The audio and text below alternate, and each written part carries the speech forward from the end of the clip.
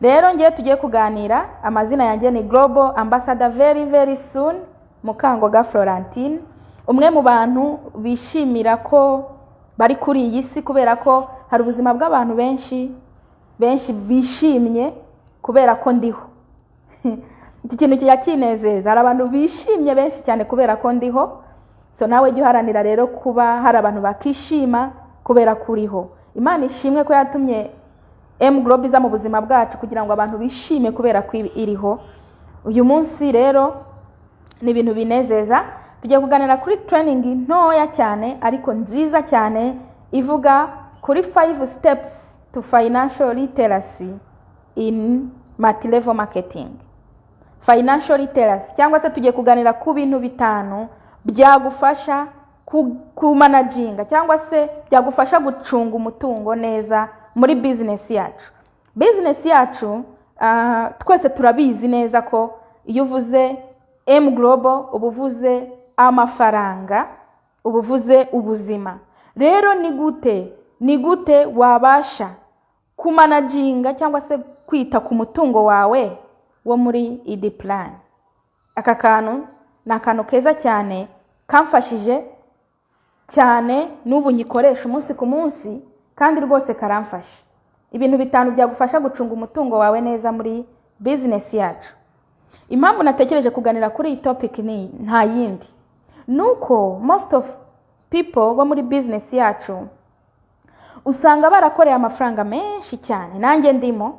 Usanga barakoreye amafaranga menshi cyane ariko at the end yakicara ari kureba umwaka wose amafaranga afite agasanga ntayo, agasanga yarayakoreye menshi ariko still nta kintu na kimwe arageraho, nta achievement nimwe uretse kurya no kuryama. Kandi n'ubundi utarajoininga wararyaga ukanaryama, uretse ko igitandukanye ni ibiryo waryaga n'ahantu waryamaga, ariko n'ubundi wararyaga ukanaryama. So rero ntago muri no business, sinzi niba warajoininze ushaka ibiryo no kuryama ahantu heza, ntago mbizi niba ari byo washakaga gusa. Wajoininze usanzwe urya unaryama, urangije uravuga uti reka ndyama ahantu heza ndye n'ibiryo byiza, ariko ntago ari cyo ukeneye gusa. Rero ukeneye kumenya ngo ibihumbi 5, ibihumbi 10 wabonye kuri product ya C24/7 atandukaniye he n'amafaranga umuntu uri gucuruza umunyu mu isoko, uri gucuruza isukari, ayo mafaranga ataniye he? Hano hanze nta tandukaniro na rimwe, kuko niba ari inote y'umutuku wabonye kuri C24/7 niyo uri muntu ucuruza imyenda yabonye ku mwenda, yajyana hano hanze ayo mafaranga ari the same. Niba ikiro cy'umunyu kigura 1000 ku muntu ucuruza imyenda, nawe niyo kigura. Niyo mpamvu rero akenshi tubona amafaranga, nicyo kibazo nabonye dufite gikomeye, akenshi tubona amafaranga tugatekereza ko ayo mafaranga tubonye atandukanye n'ayandi hano hanze, ugasanga tuyakoresha uko twiboneye mu buryo budasobanutse. Nakuzaniye inzira 5 ziragufasha kuba wabasha kumanaginga umutungo wawe kugira ngo ubashe kugera ku bikorwa bitandukanye. Ndashaka kureba umuntu wifuza kugira achievement nibura uyu mwaka ukarangira avuga ati ngewe mfite ubutaka, ngewe mfite imodoka, ngewe mfite inzu, ngewe mfite moto, bitewe n'ikintu ushaka. Umuntu ubishaka nazamura akaboko. Nanjye ndabishaka cyane, ndabishaka. Inzira ya mbere izagufasha rero, ya mbere, ntabwo ushaka kubaka inzu, ntabwo ushaka kugura ikibanza utagize financial literacy, utagize saving ukora, utacunze umutungo wawe neza. It's impossible. Ikintu cya mbere kizagufasha gucunga umutungo wawe cya mbere gikomeye, learn how to budget. Gira icyo bita budget plan. Spend money accordingly. Abantu benshi nta bije y'amafaranga tugira. Iki ni ikibazo gikomeye kitatuma unakira. Ugasanga umuntu ari gukoresha amafaranga uko yiboneye tu. Twahurira kwa Makuza ati wagera kwa Makuza wahura n'umuntu uri gucuruza telefone, abavuga ngo promotion, ugapfa kuyigura utayikeneye juste ngo kubera ko ari promotion. Nuyigure ejo nujya kuyigurisha bazaguha make ya kurutoye wayiguze. kabone niyo yaba ari 500, ayo ni amafaranga menshi. Gira bije, ukore bije y'uburyo amafaranga yinjira n'uburyo uzayasohoramo. Wipfa gufata amafaranga uko ubonye uyafata nkaho ikindi kibazo tugira gikomeye, iyo ubonye amafaranga uyu munsi ubuzi ko ejo uzabona andi, ukayakoresha uko ubonye kuko uzi ko ejo uzabona andi. Nyamara mukuri guhari business yacu igira season. Niyo mpamvu usanga uyu munsi uyakoreye menshi, ejo ugasafaringa kubera ko nta bije wayahaye. Rero save the money in case of emergency. Saving amafaranga ejo nuhura na emergency uzabashe kwicamo neza. Rero udafite plan ntago umenya ngo spending aya, usaving aya, ukoresha nta byubuzi. Gira bije uvuga ati ku kwezi ni ibiki ibintu bintwara amafaranga. Hari inzu, hari ukurya, nkange urugero nshira nkavuga ni hari inzu, hari ukurya, hari umwana, hari narangiza nkavuga ni ibi bintu from A birantwara amafaranga ngana gute, ndasabwa imbaraga zingana gute kugira nkoresha ya saving aya ngaya. Rero ukeneye kugira budget, ukagira bije y'uburyo ukoresha amafaranga yawe. Bizagufasha kugura cya kibanza, bizagufasha kugura ya modoka, bizagufasha kuva kuri level imwe ugere ku yindi level. Nukomeza ukoresha amafaranga uko ubonye. Nigeze ndabyibuka umunsi umwe nigeze kwicara nkora total y'amafaranga maze gukorera muri no business. Nasanze maze gukora amafaranga menshi cyane, ndayashaka n'uyu munsi yo nicaye konte yanjye imaze guca miliyoni 36. Ndicara nkibaza aya mafaranga yagiye nkabura. So rero bigomba guhinduka kuko kubera ko turaza muri no business n'umwaka washoboraga gushira cyakora winjije Bruce uze gufata 20. Wow, nakiriye message nziza cyane y'ibihumbi 450 y'imigabane 2. Ndaje ndebe uyohereje, ariko ibyo ari byo byose ni umuntu joining. So akara gaciyemo rero. Nandi kuvuga nti ukiri umunyeshuri ukibona ka Bruce cyangwa se utari n'umunyeshuri ufite ibyo wakoraga mbere, ndabizi ko n'umwaka washoboraga kurangira nta n'ibihumbi 500 ukoreye. None uyu munsi umwaka urarangira umaze gukorera miliyoni 5 ikumva ni makeya. Nyamara impamvu umva ko ari makeya nuko nta na 5 ufite muri izo miliyoni 5. Nta n'ikintu wigeze uretse kurya nyine no kuryama no kwishyura inzu bimwe navugaga, nta kindi kintu wayakozemo. So mureke twisubireho tugire bije y'amafaranga dufite. Number 2, understand your credit score. Credit score, ukeneye kumenya credit cyangwa se pay your bills on time. Pay your bills on time. Abantu turimo imyenda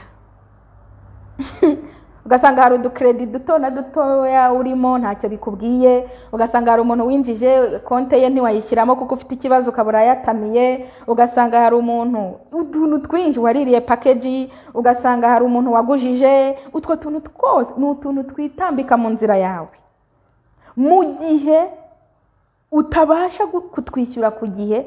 Ugasanga turitambika mu nzira yawe ni utuntu duhora tugustress. Utwo tuntu ukeneye kwicara ukatwandika ku ruhande, ukamenya ngo uyu muntu mufitiye ibiceri, uyu muntu mufitiye kode, uyu muntu. So rero make sure ko uducredit twose, utuntu tw'utwenda twose tw'umwenda twose urimo utwandika ahantu, ntutwirengagize, utwishyure. Kuko impamvu mbivuze ni iyi: ushaka kuba ufite miliyoni uvuga uti ngiye kugura ikibanza cyangwa se hari akantu ngiye gukora runaka, ukibitekereza kubera ko utigeze ugira plan yo kwishyura umuntu ufitiye amafaranga, akabaraje akwimanitseho rwose. Ya mafaranga niba yari miliyoni ukaba ari umurimo 200, nukuramo ayo 200 tayari ntago ukiguze cya kibanza. Nutakigura urahita uryaho 100, uryaho 40, wumve nta kintu bikubwiye, wumva uri na excited ujye kugura suit, uguriye gakweto keza, amafaranga barashize ntumenye ngo ashize ate. Point ya 3 izadufasha cyane: open a saving account. Saving account ni ikintu cy'ingenzi cyane. Apurayini Grace yanyigishije akantu keza cyane, we ntago ajya yakura kuri DTC. Nawe ushobora kuyakuraho ariko ukagira saving account izajya igufasha kumanaginga amafaranga yawe. Saving extra money you have, not ndetse extra. Nukuri hari igihe umuntu aba afite amafaranga mu mufuka akumva ashimishijwe no kuba yafite.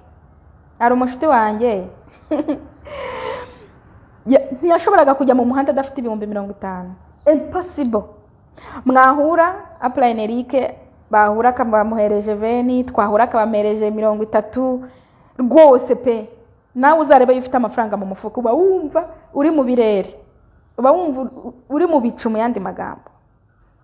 Ladies and gentlemen, saving account iyo uyifite ari amafaranga ufite mu mufuka ahita uyasunikaho uyoherezeyo aba ariyo, ubundi wirinde gukoresha amafaranga mu buryo utapanze, mu buryo utateganije, mu buryo hari umuntu ashaka kuza ngo Apurayini ngo urabona rero ngo akabakuzanira ikibazo ugahita ufata amafaranga ukamuhereza mu buryo utapanze.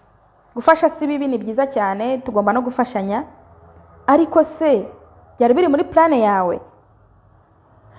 Nujya kumufasha ujya gufata muri ya mafaranga ya saving, genda ufate mu mafaranga wateguye yo gufashisha abantu. Ubundi ugomba kugira amafaranga y'ubwoko butatu. Ugomba kugira amafaranga araho wakifashisha mu buryo bwari bwo bwose. Ugomba kugira ni amafaranga ufite kuri konte ni 50,000, ubundi ntabakwiye no kurenga 50,000. Amafaranga wahura n'akabazo runaka ugahita ugakemura, umupati naraje ahuye n'ikibazo uhise umufasha, utwo dufaranga tugomba kuba duhari. Ugomba no kugira saving itakorwaho, ahubwo ukeneye guhora wongera umunsi ku munsi. Ayo mafaranga agomba kuba hari. Rero niba haje umupatina witekereza saving yawe, niba uhuye n'ikibazo runaka witekereza saving, tekereza twa dufaranga turi hariya ni ya mafaranga wakuye muri produit wacuruje. Ubundi nyankunda kubwira abantu ngo amafaranga yo muri DTC ntago ari amafaranga yo gukoresha uko twibone, ntago ari amafaranga yo kwishyura inzu, ntago ari amafaranga yo kurya, ni amafaranga yo kutugurira ama assets, ama properties atandukanye. Rero ntago ari amafaranga yo gukoresha ibintu byose wiboneye. So saving account rero ni ingenzi cyane. It's the best way to keep your money safe and secure. Saving account ni uburyo bwiza bwo kubika amafaranga yawe mu buryo buri safe. Amafaranga azagufasha akagukemurira ibibazo mu gihe runaka utazi. Amafaranga uzagenda ukaguramo ikibanza, ukaguramo imodoka. None se reka mbabaza akabazo. Ukamara imyaka 3, imyaka 4 muri no business, ugikubitirwa 50,000. Si ikibazo gikomeye? Ukigira ikibazo cy'100,000 wakigira? Nta, kuko niyo wabukorera na miliyari ndakeka utagibura ibibazo by'amafaranga, ariko kandi hari ibibazo, hari amafaranga amwe namwe utakagombye kuba ukigirira ikibazo. 10,000, 5. So rero amafaranga yo muri DTC uburyo uyima ibindi bintu. Reba uburyo yakura ngo kuri renti, reba uburyo yakura ngo kurya, reba uburyo ayo mafaranga wayafata ukayashyira mu bikoresho, ukayashyira mu kubaka, mu butaka. Uyu mwaka urangire rwose twisubiyeho dufite achievement zifatika. Apana ngo kwambara suit na achievement. Na achievement ariko ku muntu ugitangira business, ntago ari achievement y'umuntu maze imyaka 3, ntago ari achievement y'umuntu maze imyaka 2 akora activities mu buryo bwiza bwa nyabwo. Point number 4, understand loans and pay it immediately. Iki ngiki nago ngisubiraho. Kumenya ama loans ufite n'uburyo wayishyura ni ikindi kintu kiragufasha kuba watera imbere, kuba wabasha kugera kuri achievement zitandukanye. Expect risk. Ibintu byose uzakora ntugahore muri wowe utekereza ngo ya mafaranga nakubwiye uba ufite ari hariya yagufasha mu buryo butandukanye.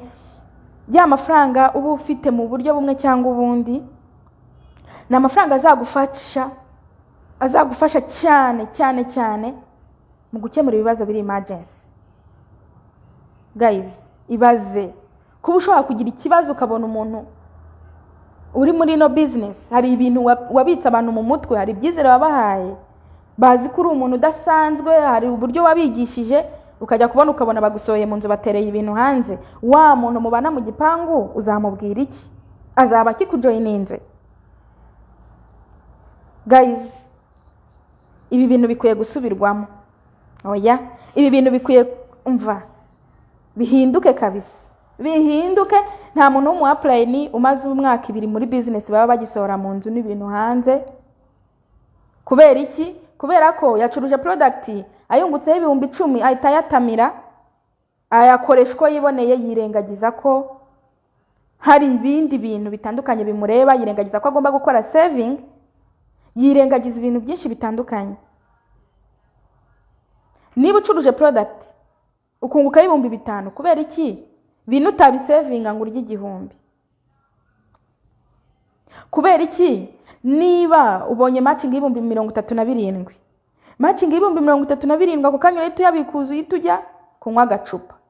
Bihinduke. Uzanywa gacupa bwamaze kugura ikibanza uvuga utireka nihembe. Ubu uri kukanywa kubera kubera ko ngo wacuruje ngo wabonye ngo umuntu ngo wakajoyininga. Kubera ko se bihinduke pe. Menya niki kibanza niki giheruka. Harabanza iki hakurikireho iki. Ngewe hari abantu tujya tuganira nkamubwira n'ibihumbi 500 muri no business. Urayafata ukumva na amafaranga make cyane. Nyamaze umuntu ukora business hano hanze afite 500 cash, ahita yabyaza umusaruro mu buryo utamenye.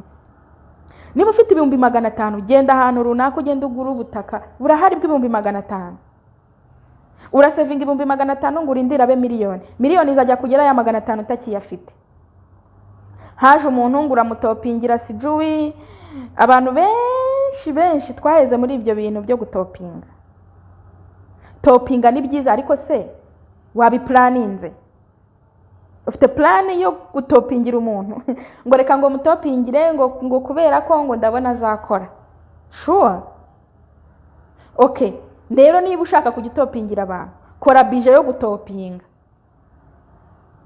Ariko uyu mwaka birangire twese dufite ibibanza, uyu mwaka urangire twese dufite amazu, uyu mwaka umuntu uri kunyumva, uyu mwaka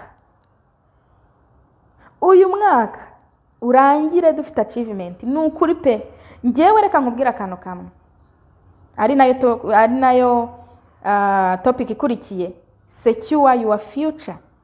Guys, ubu uretse ko bitabaho nta nubwo bishoboka. Ugize impamvu ituma ureka gukora ino business, ntwahita usubira mu buzima wabagamo. Icara wowe witekerezeho, ugize impamvu ituma utagikora ino business, ntwahita usubira mu buzima wabagamo cyangwa nabwo utakibubonye.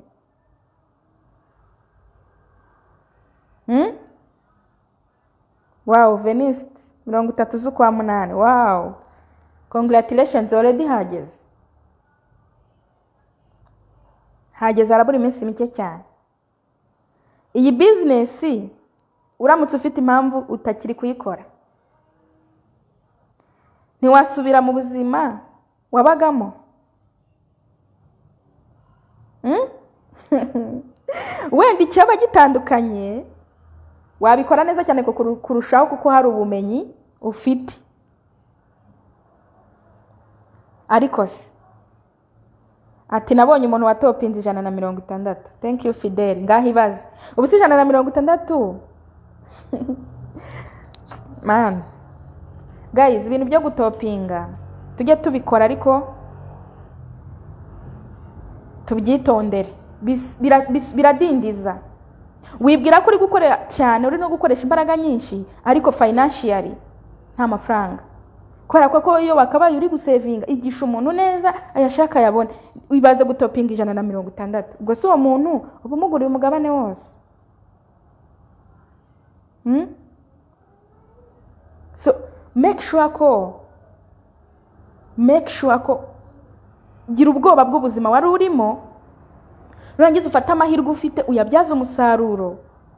Vuga ati nibura ngize impamvu ituma nari gukora ino business, hari ahantu najya, mfite icyerekezo najyamo, ntago nasubira muri bwa buzima. Secure your future. Be ready for your retirement. Gira retirement plan. Erega business tuzageraho nyine twicare tugire kakaguru ku kandi. Hari akantu kera plan wanjye yajyaga akunda kumbwira Kanyengoga ngo teach to teach and go to the beach. Rero ni gute uri gutegura ubuzima bwawe bw'ahazaza uhereye aka kanya? Kubera ko nukuri kw'Imana, niba ujya muri DTC yawe ugasanga umaze kwinjiza, hari umuntu ejo bundi wambwiye ngo wa planning ubu koko ngo imyaka 3 ngo maze gukorera miliyoni 14 gusa. Jesus Christ. Ndamubaza nti se base muri miliyoni 14 ufitemo inzu? Ati wapi? Ufitemo iki? Ibaze. Niba muri iyo myaka avuga 3, nahise mubaza nti harya wize imyaka ingahe? Ngewe nize imyaka 16. Sinigeze niga gardienne, nize primaire harya ari 6, secondaire 6, si 12, ine ya kaminuza. Iyo myaka yarangiye mfite angahe buriya kuri konti? Ni blouse ya 25 buri kwezi, nayo yazaga twishyura hostel n'ibyo kurya, sibyo? None umuntu arakubwira ngo maze gukora 14 gusa, ngo mana narakubiswe. Ibaze guys. Ni ibitangaza. Ndakwinginze, ndagusabye, miliyoni 14 mana we, ibaze gufata miliyoni 14 nk'amafaranga make. Ni ikibazo. Niba atari gutekereza ko miliyoni 14 atari kwiga yako nta kintu yakozemo, na 50 azajya muri DTC asanga yarazikoreye nta kintu afite. Umuntu mana we, mureke bihinduke. Ugasanga ibaze nuba global ambassador nta nzu ufite, nta modoka. Suko amafaranga tutayakorera, turayakorera menshi. None urebye amafaranga ukorera muri product, urebye amafaranga dukorera muri product, njya nkunda kwibaza niba umuntu yacuruza C24/7. Ngiye nigeze gucuruza coffee amadolari 25, nayifatiye ibombo 8. Icyo gihe ariko zari zarashize, ariko ubu sinabyongera. Urumva iyo nyafashe 25, simita ntekereza ko harimo inyungu y'ibihumbi 10 na bingahe. Ngo umuntu ahita atekereza ati reka saving yansigarana yangahe. Ahita atekereza iki? Tatekereza ukuntu agiye guhita gura inkoko akayirya koko. Yamara kuyirya akagura agacupa ewana akave akakanywa kumva ko abaye. Ibaze, watekereje uti reka savingeho. Guys, muzi ko hari abantu badakunda, hari abantu nyine yumva kubaho adafite amafaranga mu mufuka ari byo byiza, ku buryo yaba afite ibihumbi 10 ku mufuka agahita ajya kuyarya akayamara agatuza ari uko yashize. Ibi bikunda kuba ku badamu n'abamama cyane. Ugasanga kuba mfite amafaranga mu mufuka biranjennye, mitimiri ni nk'igihumbi, kanjye mu isoko ndagura inkweto, isakoshi, nyamara ndabifite ndabyujuje, ariko umutima ntutekanye kubera ko mfite amafaranga. Hari abantu babayeho gutyo. N'abapapa ugasanga kubera ko afite amafaranga mu mutwe harimo akabari keza ari bugemo gusa. Guys, tube turetse kurya inkoko, turya inkoko nkeya. Yego nyine hari igiterime cyaje nanga kubi ngo nta myaka 100.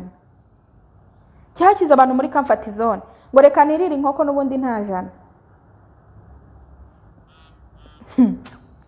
Urababaje niba utekereza gutyo, birakureba. Gusa uyu munsi uze kwisubiraho. nta jana se, niba nta jana, niba uzagira 80 abana bawe, iyo utangiye kuvuga ngo nta myaka 100, ubu uri kwitekerezaho wenyine. None se wowe n'abana bawe bazagukomokaho muzamara imyaka ingahe?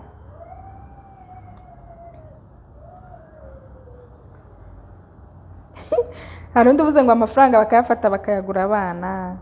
Ibyo byose nyine ibintu bidashinga gusa.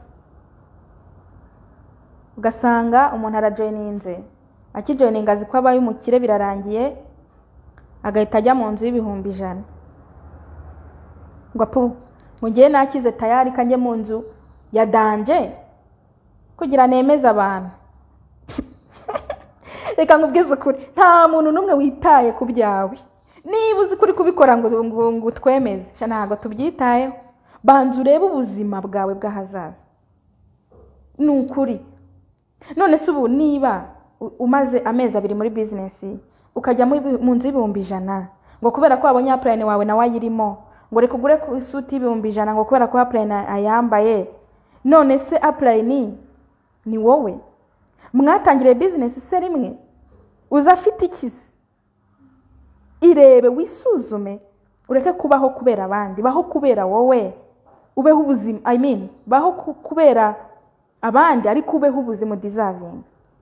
Wikifata ngo wijyane hejuru. Iyi business nyine hari ukuntu idufata ku buryo udakoresheje ubwenge ufite wahura n'ibibazo bikomeye. Ngewe ntago njya nkunda kujya mu bintu ngo nigishe, nkunda kuganira ku bintu, ku bintu mbona dukeneye cyane. Theodete arakoze cyane. Kwambara neza ntago bisaba ibihenze. Ikote rimwe njya nkunda kubwira abantu ngo suti imwe yaguha suti 20, ariko mu gihe cyose ukoreye amafaranga uhita utekereza suti, uhita utekereza nkweto ya danje. Ni byiza ariko suri kubikoresha ubundi. Hari n'ababikora ugasanga ntabwo bari kubikoresha ngo bibaha amafaranga. Guys, ni ukuri tubitekerezeho. Bitekerezeho urebe ko utari kuba mu buzima burenze ubushobozi ufite. None uzajya mu nzu yawe ryari? Niba umara amezi 2 ukajya mu nzu y'ibihumbi 100, mu nzu y'ibihumbi 200, mu nzu y'ibihumbi 300, mu nzu y'ibihumbi 80, uri kwemeza ra? Ngaho twemeze. Komeza utwemeze tu, ariko reality urayizi. Wowe ubwawe urayizi reality. Bahantu heza kandi haciriritse harahari.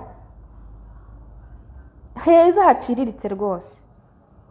Ambara neza biri smart. Nta n'umuntu n'umwe ugucishijemo ijisho. Nose mureke ngiye nitange urugero. Cyangwa reka dufate urugero kuri Ndera, kuri Global Ambassador, kandi umuntu uri ku Inosa. Uwabaza wenda Theodete ati Inosa buriya afite amasuta ngahe, uziko atabimenya. Wowe ubwawe niwe ubizi, nta wundi muntu nabibona. Mubeshye se ngo wambaye suti none ngo nejo bundi ngo babibonye. Reka sha nta ubibona. Ni wowe ubwawe nyine uri kwibyumva. Ariko nta wowe kora activity. Ibyo bintu byo gutinda mu tuntu ntago bikora. Kora activity. Ntuhangayikishwe nuko ufite suti imwe, ahubwo bigutere motivation. Ntuhangayikishwe none se ubu reka mbabaza akabazo. Tukijoininga twebwe,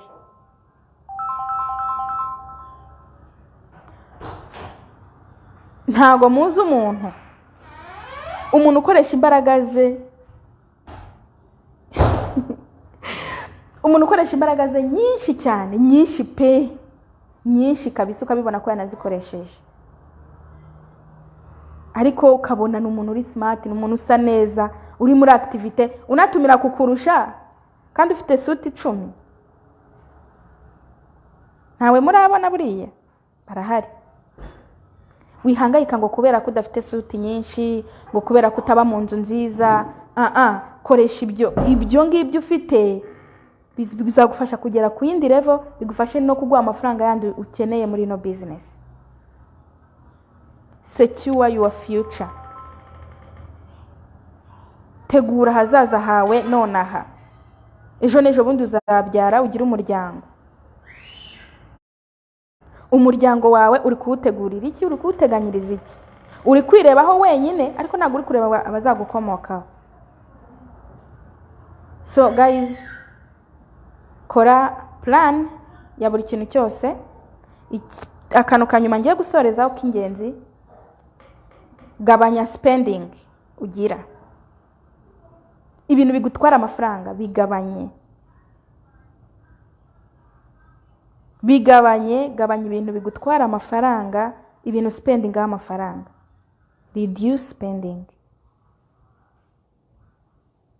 Kuri kuryana mu matwi ngewe ngenza yananga training nago nyine mujye mwihangana, ushaka ari agenda cyangwa akurikira.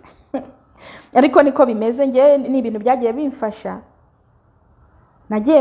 Amakosa ndi kuvuga nanjye nagiye nyakora ariko nkayigiraho, nkakurikirana training z'abandi nanjye bikamfasha. Yes, Ombeni, you can do it. Wabishobora n'ukuri. Rero gabanya spending ugira. Zigabanye, nutazigabanya ntago biravamo. Amafaranga uko aza niko agenda. Rero zigabanye. So rero impamvu mvuze ngo gabanya spending ugira, hari izo utagabanya ariko hari nizo wikururira. Ugasanga umuntu abayeho ubuzima nka bimwe navugaga buri extra burenze bebe bite. Umuntu abayeho ubuzima, ndi gusuhuza bebe namwe namubasuhurije. Ugasanga umuntu abayeho ubuzima burenze ubushobozi afite, kandi dufite long term project, dufite dream board, dufite intego zikomeye. Rero ugomba kubaho ubuzima buciriritse kugira ngo uzabeho ubuzima bukomeye bw'ahazaza. Za nzozi zawe zigereho, bya bindi wifuza kugeraho mu buzima ubigereho, ariko ntago wabigeraho ugifite spending ziruta amafaranga winjiza. Rero arakanu njya mbona buriya umuntu ati ngewe mfite miliyoni kuri DTC, yabyimbye mana ntikoza abantu. Ni byiza kuba wayinjije ariko suri kuyakoresha ute? Uri kuyakoresha ute koko? Mureke n'ukuri twisubireho. Mureke twisubireho, bizanshimisha ndetse twese tuzishima nitubona mu myaka iri imbere ubuzima buri imbere. Ngahura na Yves akavuza ihone nti mezute apply. Ngahura na Ombeni ari gufungura inzu ye nta stress. Uzi uba mu nzu yawe ariko kuntu biba bimeze. Icyo kintu cya mbere kiryoha. Ngahura na Fideli yitwaye mu kimodoka cyiza. Rega rubanda baduteza amaso, nimugire ngo uza abantu hano hanze baguteza amaso. Baduteza amaso, bategereje kureba ko bya bindi tuvuga koko tuzabigeraho. Niba ubivuga rero bivuye ku munwa bitavuye ku mutima, nukuri wisubireho ubikosore. Yego, niba hari umuntu umara amezi 8 muri no business akagura imodoka, you can do it. Nakose kuki achievement izacu ari nkeya. Nuko yako ntago turamenya financial literacy ntagira tujya mu maraso ngo tuyumve tujye mu misokoro. Ntago turamenya agaciro k'ifaranga ryo muri M Global. Nta nubwo turamenya ko ari amafaranga adatandukanye n'ayandi. Yose akorwa na Beneri. Iyo ugeze ku isoko usanga yose afite agaciro kangana. Wikumva rero kuba ufite 10,000 wagezeyo. Guys, mwese ko muri kunyumva turenga 30 hano, ndabifuriza ko uyu mwaka warangira dukoza akantu. As optimist, umwaka urangire dukoza umuti. Kambivuge muri terime dukunda gukoresha kugira mu byumve cyane. Buri wese afite azi ikintu bita mutation, azi ikintu bita cyangombwa cy'ubutaka, buri wese azi ikintu bita nyine kugira akantu kawe.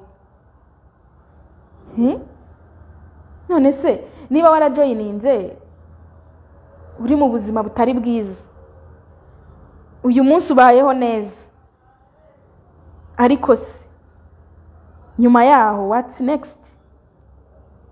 You are still suffering kubera ko uramenya gukora budget. You are still suffering kubera ko ntago uramenya ko ushobora kugira inzu hariya yaje kwishyura 200,000 kunganira business. Ntago you are still suffering kubera ko ubona miliyoni ukumva ni ibintu biraho uze kwicara tugisoza. Uhita muri DTC yawe urebe hariya hasi muri kuri turatuntu twa genealogy dashboard n'ibiki, ugende urebe total amount of all account, urebe amafaranga umaze gukorera, ubundi ya compare ni nayo ufite, ubwo mayo ufite ubaremo n'ibyo wakoze ubikompare. Nurangiza ugende bigurira agacupa cyangwa se wikubita urushyi uhitemo. Mureke tubikore, ntandi mahitamo. Nutabikora abandi bazabikora, nutabikora ejo nejo bundi nahoze mbivuga ikintu kijya kintera ubwoba rega, amahirwe araza ariko hari igihe aza rimwe mu buzima. Hari igihe aza rimwe mu buzima. Rero nakubajije nti ngisoreze iki kibazo, ufite impamvu ituma utagikora ino business, ni impamvu yawe cyangwa ni impamvu yindi simbizi, wabasha kuba survived cyangwa wahita usubira mu cyaro, ndagasubira muri mobile money, agasubira gusafaringa mu buzima nyine yarari, ndagasubira kwandika ibaruwa isaba akazi.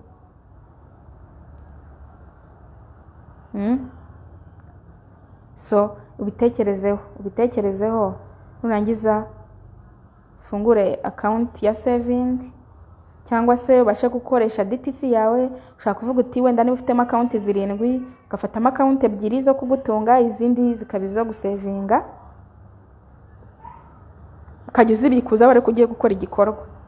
Njye barakantu njya nkora, nawe nkaganiriza umuntu yasetse yatembagaye, njyewe njya mfata igihe nkafata igihe cyanjye, umwanya wanjye, singere kuri office, nkagenda nkazenguruka, nkajya gushaka ikibanza ntafite amafaranga, nkagenda nkabireba, nkajyana ahantu bita mu Bumbogo, najyaga numva bavuga cyane, mfata inzira njyayo, kugenda ndahatembera, ndeba ukuntu hameze, mfata igihe njya mageragere, ndahareba, ndeba ukuntu hameze. Icyo gihe iyo nkoza akantu nkako, hari igihe ngera ku kibanza cyiza kabisa kikanshyira kuri pressure Ari umuntu umwe twaganiriye ya Plain Freddy, ndamubwira nabuze ibitotsi, hari ikibanza nabonye i Gasogi, si byarangiye nkiguze se, kandi nagiye kukireba gusa tungo ndebe i Gasogi, ubundi Gasogi vipi, se na ahantu heza umuntu yakira umushinga. Iyo ubikoze bigushyira kuri pressure, wikicara rero ngo ugume muri comfort zone. Reba utuntu nawe twajya tugufasha, twajya tugushyira kuri pressure yo gusavinga amafaranga ubashe kugira ibikorwa ukora. Thank you so much guys, I love you so much. Duhurire kuri office, abantu batarahagera ubu hano kuri nabibabwiwe, nagiye ko nambona ka message k'amafaranga 400 ya konti 2 avuye muri Congo. So rero mureke dukomeze dukora ibikorwa, twagiye kuri office tuhahurire. May God bless you. Uyu mwaka urangire dukora ibintu bidasanzwe. Mbibutsa ko tugira Zoom kwa 2, kwa 5 ndetse no ku Cyumweru, tukuyikoresha tuyibyaza umusaruro, ndetse na training buri munsi, kandi coffee ziri ku marembo ziza, tangira uzi promoting ndetse n'izindi products zose. Nanabibutsa ko igihe cya maintenance kirarangiye. Niba utarakora maintenance uyu munsi urari uyikoze, nturenze uyu munsi cyangwa ejo, kubera ko nta gihe tugifite. Hari ukuntu umuntu arindira gukora maintenance ku munota wanyu mugasanga ahuye n'ibibazo bitandukanye. Imana ibahe umugisha, ndabakunda cyane. Ciao.